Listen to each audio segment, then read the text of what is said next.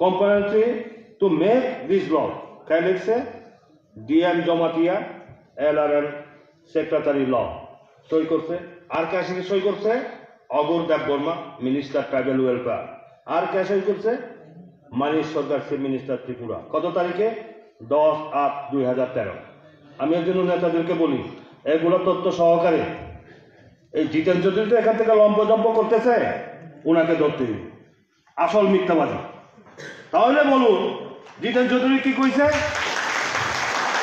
কইছে বিপ্লবদের ট্রাইবেলদের বিরোধী আমি এখানে বলবো 2007-এ যে বিল এডিসি থেকে পাস করে রাজ্যের কাছে পাঠানো হয়েছে 6 বছরের মাথায় আপনারা সেখানে মন্ত্রিসভাতে উত্থাপন করেছেন মানিক সরকার ওনার সই আছে পরিষ্কার সই মিশা কথা কইয়া কুল নাই এই যে মানিক সরকারের সই আমি পুরা আমি তো আরটিআইয়ের মাধ্যমে লইছি অঘোরদেব বর্মা মানিক সরকার ডিএম জমাতিয়া ল সেক্রেটারি উপজাতি কল্যাণ মন্ত্রী রাজ্যের মুখ্যমন্ত্রী মানিক সরকারের সই আছে এখানে পুরা এত মিথ্যা কথা কই যাইব মিশা কথা কই না তাহলে দেখুন এখন তুলনামূলক কেন বিচার করতে হয় 35 বছরে 25 বছরে ওরা কিচ্ছু করতে পারে না মাঝখানে যদি 10টা বছর বাদ দিলে 90 থেকে 95 কংগ্রেস টিউজের সরকার 2000 থেকে 2005 আইপিএফটি সরকার এডিসি 10টা বছর বাদ দিলে 17 বছর মোতাবেক 25টা বছর কে চালাইছে সিপিএমরা 17 বছর মোতাবেক 3 বছর কে চালাইছে সিপিএমরা অর্থাৎ টোটাল 28 বছর 28 বছরে তুমি কিছুই করতে পারো নাই আর বিপ্লব কুমার দেব আসার সাথে সাথে কি করেছেন তারও জবাব আমাদের দিতে হবে এর জন্য মানুষকে আমি জনজাতি যুবক ভাইদেরকে কেন বলি ওই রেকর্ড ডকুমেন্টকে লক্ষ্য করুন কাগজে কি লেখা আছে এই পয়লা জাতি উলপাতি ভূবগরা জিন্দাবাদ জিন্দাবাদ করে দৌড়াইয়া আমাদের জনজাতিদের সর্বনাশ হয়ে যাবে জনজাতিদের সর্বনাশ হবে এই জন্য আমার রেকর্ড দেখতে হয় এই যে দেখুন নরেন্দ্র মোদীজি প্রথম প্রধানমন্ত্রী কবে হয়েছে 2014-তে 2014-তে প্রধানমন্ত্রী হওয়ার পরে 2015 মার্চের মধ্যে উনি কি করেছেন 6 শিডিউল অ্যামেন্ডমেন্ট বিল এনেছেন 6 শিডিউল অ্যামেন্ডমেন্ট বিল 2015 উনি এনেছেন আনার পরে কি করেছেন সমস্ত রাজ্যে সমস্ত এডিসিগুলোতে উনি পাঠিয়েছেন সেই রূপ আমাদের ত্রিপুরাতেও উনি পাঠিয়েছেন 2015 মার্চ মাসে সেই মোতাবেক আমাদের জনজাতিদের কথা না বললে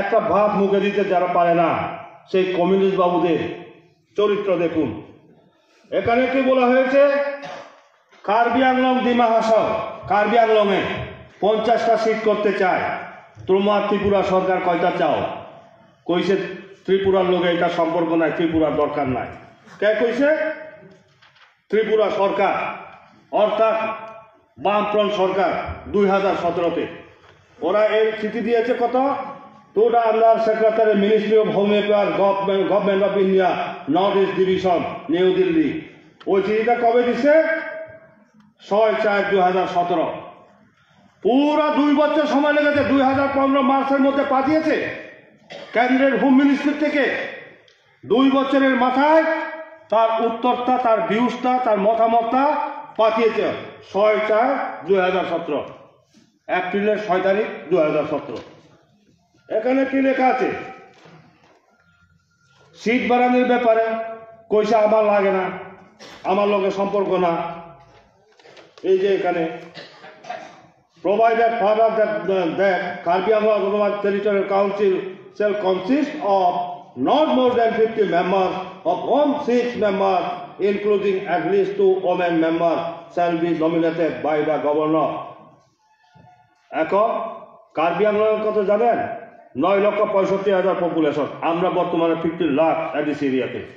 2011 মোতাবেক 12 লক্ষ উপরে। তাদের জন্য 50টা হবে, আমাদের এখানে হবে না। আমরা বলেছি আমাদের এখানে জনসংখ্যা বলুন, ভৌগোলিক অবস্থান বলুন, 19টা উপজাতি সম্প্রদায় আছে। 19টা সম্প্রদায় থেকে প্রতিনিধিত্ব আনতে চায়। তাদের প্রতিনিধিত্ব আনতে গেলে কি হবে? সিটের ব্যবস্থা করতে হবে, যার জন্য আমরা 50টা চেয়েছি। এরপরে আমি শুধু অনেক কিছু আছে, কয়েকটা রেফারেন্স আমি করে বলব। এই যে দেখুন, জিতেন চৌধুরী ওদিন খুব লম্পা লম্পা ভাষণ দিয়েছেন। এই যে চিন আমার in paragraph in sub paragraph 1 এখানে কি কইছে?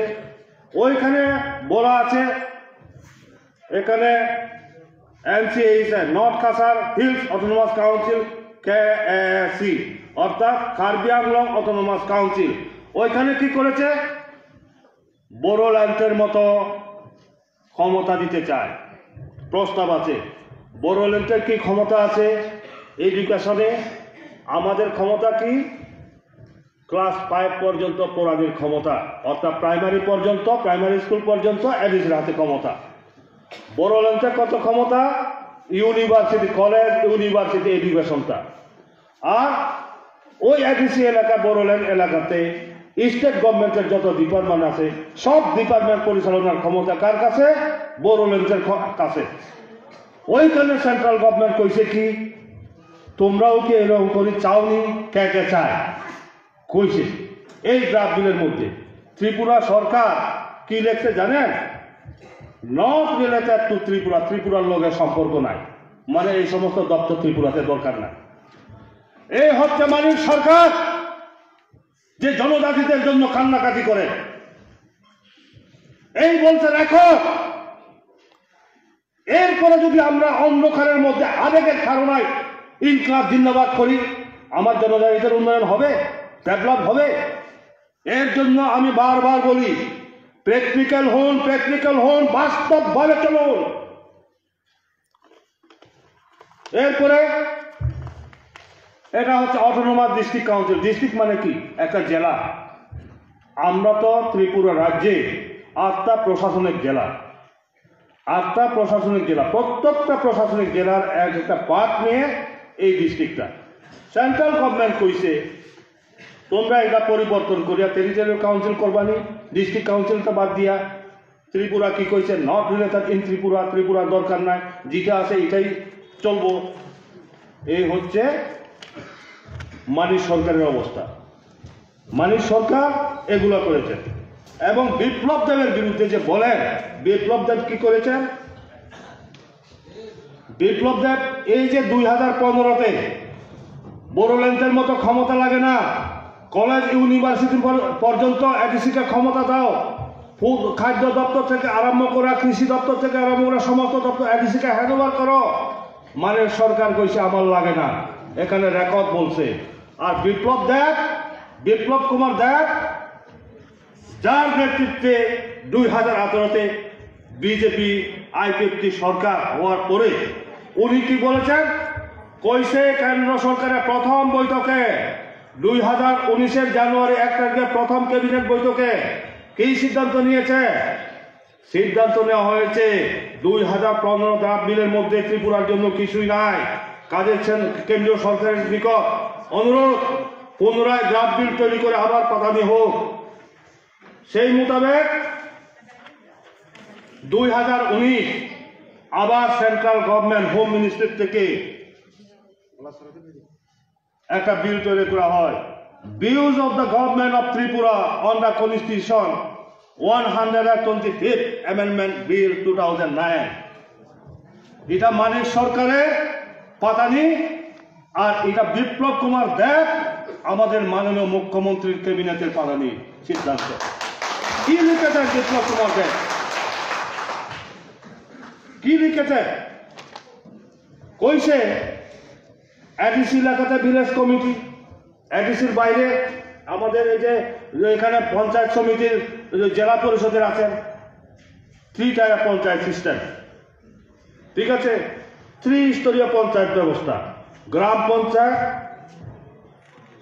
পঞ্চায়েত সমিতি, জেলা পরিষদ, 3টা সিস্টেম আছে।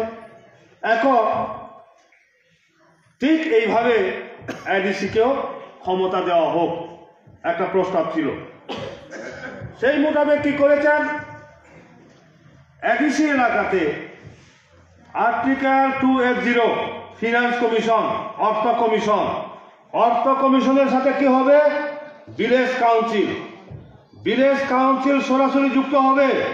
দিল্লিতে যে অর্থ কমিশন থাকে, অর্থ কমিশনের সাথে সরাসরি যুক্ত হবে ভিলেজ কাউন্সিল। এখন যে ভিলেজ কমিটি আছে, যুক্ত হয়ে কি করবে, ভিলেজ কাউন্সিল যে প্রস্তাব দেবে, যে পরিকল্পনা করবে, সেই মোতাবেক সে অর্থ কমিশন থেকে টাকা বরাদ্দ হবে। এডিসি এলাকায় শহর উন্নয়নের জন্য কোনো পরিকল্পনা নেই। মোদিজির সরকার কি করেছেন, ওই প্রস্তাবের মধ্যে যে মিউনিসিপ্যাল কাউন্সিল, নগর পঞ্চায়েত, পৌরসভার মতো এডিসিতেও মিউনিসিপ্যাল কাউন্সিল করো। মিউনিসিপ্যাল কাউন্সিল করে 12 শিডিউলের যে ক্ষমতা আছে, আদালতি ক্ষমতা, সেটা হস্তান্তর করা হবে।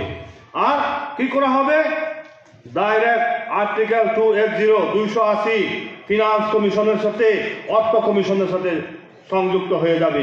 তখন টাকা পয়সা শহর উন্নয়নের এখান থেকে আসবে।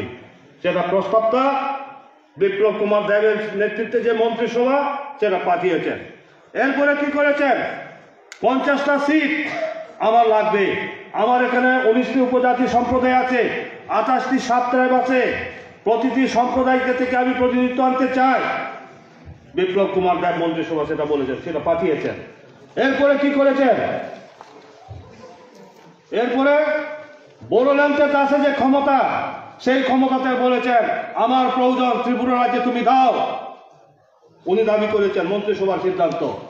ত্রিপুরা এই এডিসির নাম ডিস্ট্রিক্ট কাউন্সিল থেকে অমিট করে দিয়ে ত্রিপুরা অটোনমাস টেরিটরি কাউন্সিল করো, বিপ্লব কুমার দেব পাঠিয়েছেন। এছাড়াও দেখুন, এই যে প্রস্তাবগুলো আছে না, এগুলো তো নট রিলেটেড ইন ত্রিপুরা করে মানিক সরকার পাঠিয়ে দিচ্ছে।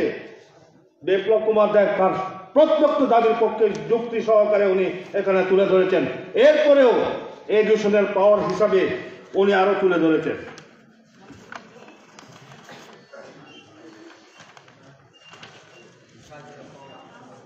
এই যে এডুকেশনাল পাওয়ার হিসাবে উনি আরো কি করেছেন, paragraph 3 in clause A of subparagraph 1 of paragraph 3 of the 6th schedule between the word occupation or use and the word or the setting apart, the word transfer of land and property shall be inserted. লিখিয়া পুরা ভূমির অধিকার যাতে জনজাতির হাতে থাকে, এই ব্যবস্থাটা উনি করে দিয়েছেন। কে করেছেন, বিপ্লব কুমার দেব। এখনো 2 বছর হয় নাই, এইভাবে জনজাতিদের জন্য উন্নয়নের জন্য পদক্ষেপ নিয়েছেন। এরপরে এখন বলুন, যদি জনজাতিদের কেউ শত্রু থাকে, তাহলে সেই শত্রুকে মানিক সরকার। জনজাতি শত্রু যদি কেউ থাকে, তাই নামটি হচ্ছে মানিক সরকার। তার পুরা প্রমাণ হচ্ছে এই রেকর্ড। আর জনজাতিদের কল্যাণের জন্য যদি কেউ কাজ করে থাকে, যদি বন্ধু হয়ে থাকে, সেটা হচ্ছে বিপ্লব কুমার দেব। জনজাতিদের প্রকৃত বন্ধু। তার রেকর্ড বলছে, তার মন্ত্রিসভার রেকর্ড বলছে। আরো অনেক কিছু তথ্য আছে বন্ধুরা, অনেক সময় হয়েছে, আরো অনেকে বক্তব্য রাখবেন। আমি শুধু অনুরোধ করব, বিশেষ করে যারা মহিলারা আছেন, একটা জিনিস, মহিলাদের গুরুত্ব কিন্তু অপরিসীম। একটা ছেলেই হোক মেয়ে হোক, শৈশব অবস্থা থেকে লালিত পালিত করে যারা তুলেন, সেটা হল মায়েরা। মায়েদের ভূমিকা সবচেয়ে বড়। মায়েরাই কিন্তু জাতিকে দিশা দেওয়ার জন্য অগ্রণী ভূমিকা নিতে হবে। আমরা দেখেছি ইতিহাসের পাতায় বিভিন্ন সময়ে। কাজে আমার অনুরোধ থাকবে, যেই সমস্ত কম বয়সী, অল্প বয়সী আমার জনজাতির যুবক বোনেরা, ভাইয়েরা ভুল পথে পরিচালিত হচ্ছে, তাদেরকে আমাদের বোঝাতে হবে। কারণ আমরা দেখেছি যারা উগ্রপন্থায় লিপ্ত ছিলেন, আজকে তাদের ভবিষ্যৎ কি হয়েছে বন্ধুরা? কি হয়েছে তাদের ভবিষ্যৎ? এখন আগামী দিনে ভবিষ্যৎ কি হবে?